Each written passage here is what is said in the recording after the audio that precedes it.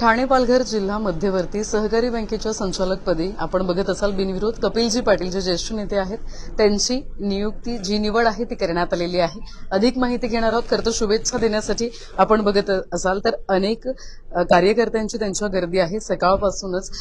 काय सांगाल एकंदरीत ही निवड झालेली आहे, बिनविरोध ही निवड आहे, कशा पद्धतीने यापुढे कार्यभार सांभाळणार?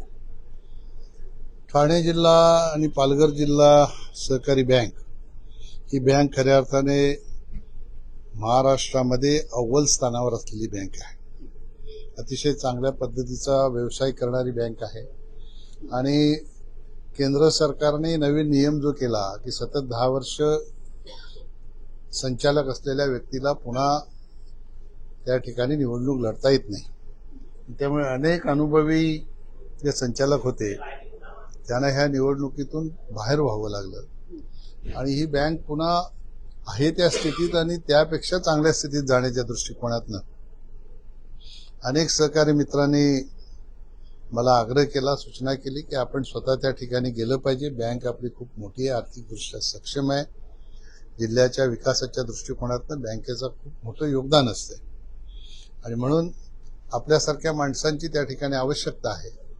माझी खरंच मनापासून इच्छा नव्हती बँकेवर संचालक म्हणून पुन्हा जावं, पण कार्यकर्त्यांच्या आग्रहाखातर मला फॉर्म भरावा लागला आणि भिवंडी तालुक्यातले सेवा सहकारी सोसायटीमध्ये असलेले सगळेच मतदार, एकूण 28 मतदार आहेत, 28 पैकी 28 मतदार हे एक मताने माझ्या पाठीशी खंबीरपणाने उभे असल्यामुळे माझी बिनविरोध निवड झाली।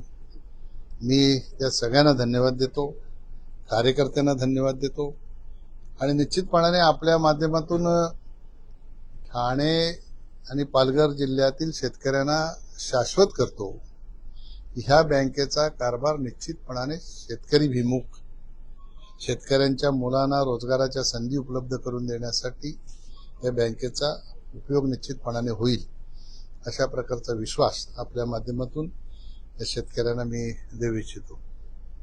अर्थात मोठा अनुभव खरं तर आहे तुमच्यासोबत असणार आहे आणि या अनुभवातूनच शेतकरी सुद्धा ग्राहक योजना वगैरे कशा पद्धतीने त्यांच्यापर्यंत पोहोचवणार आहे? मी आता सध्या योजनांचा काही नवीन योजना बँकेच्या स्तरावर करता येत नाही, संचालक मंडळाचे निर्णय घेऊन ते करावे लागतात आणि रिझर्व्ह बँक त्याच्या नियमाप्रमाणे बँकेचा कारभार करावा लागतो, नाबार्डच्या नियमाप्रमाणे सगळा कारभार करावा लागतो। त्यांच्या नियमाप्रमाणे शेतकऱ्यांना जास्तीत जास्त कसा लाभ देता येईल या दृष्टिकोनातून निश्चितपणाने येणाऱ्या काळामध्ये जेव्हा बँक गठीत होईल, चेअरमन व्हाईस चेअरमनची निवड होईल आणि कामकाजाला सुरुवात होईल, आता सध्या प्रशासक आहेत, त्यामुळे जेव्हा सुरुवात होईल तेव्हा निश्चितपणाने नवीन योजना ज्यांच्या माध्यमातून आपल्या तरुणांना आपल्याला रोजगार देता येईल, तरुणांना शेतीकडे आकर्षित करता येईल अशा प्रकारच्या योजना करण्याच्या दृष्टिकोनातून आपण प्रयत्नशील राहू।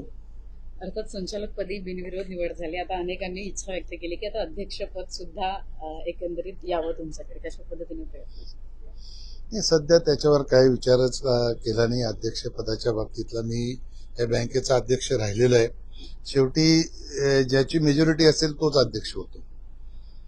आता 9 संचालक बिनविरोध आलेले आहेत, त्यामध्ये पक्षाचा विचार केला तर भाजप म्हणून 4 निवडून आलेले आहेत, 2 शिवसेनेचे आहेत, 1 कम्युनिस्टांचा आहे, 1 काँग्रेसचा आहे, 1 बहुजन विकास आघाडीचा आहे। परंतु सहकार क्षेत्रातली निवडणूक ही पक्षाच्या चिन्हावर लढली जात नाही, पॅनलवर लढली जाते। अजून पॅनल डिक्लेअर झाले नाही, कोण कोणाच्या पॅनलमध्ये जाणार आहे हे आतापर्यंत स्पष्ट नाही, त्याच्यामुळे हे चित्र स्पष्ट व्हायला अजून बराच वेळ लागेल। परंतु चर्चा आपल्याला अशी ऐकायला मिळेल की इकडले 5 आले, तिकडले 2 आले, इकडला 1 आला, तिकडला 1 आला, अशी चर्चा ऐकायला मिळेल, त्याच्यात काही तथ्य नाही। तथ्य जेव्हा पॅनल तयार होतील आणि कोण कोणाच्या पॅनलमध्ये आहे हे जाहीरपणाने डिक्लेअर करतील तेव्हाच आपल्याला त्याच्यावर काहीतरी भाष्य करता येईल। मला विश्वास आहे की येणाऱ्या काळामध्ये निश्चितपणाने ज्या निवडणुका शिल्लक आहेत त्यामध्ये चांगले अभ्यासू संचालक जनता निवडून देईल, मतदार निवडून देतील आणि बँकेचा कारभार चांगला चालण्यासाठी सगळेच सहकारी एकमेकाला सोबत घेऊन काम करून बँक ज्या स्थानावर आहे त्याच्यापेक्षा उच्च स्थानावर नेण्यासाठी सगळेच योगदान देतील.